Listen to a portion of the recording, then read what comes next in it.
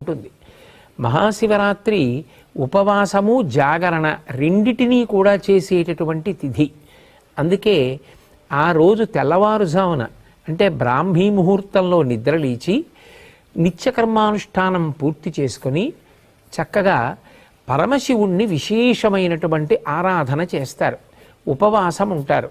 ఉపవాసము అన్న మాటకు అర్థం ఏమిటంటే ఎటువంటి సాత్వికమైన పదార్థాన్ని తీసుకుంటే కనురెప్ప పడిపోకుండా నిద్ర రాకుండా మనసు భగవంతుని పాదముల యందు నిలబడుతుందో అటువంటి ఆహారమును పరిమితంగా తీసుకుని శరీరాన్ని భగవంతుని యొక్క ఉపాసన యందు నిలబెట్టుకోవడానికి యోగ్యంగా సిద్ధం చేసుకుంటారు.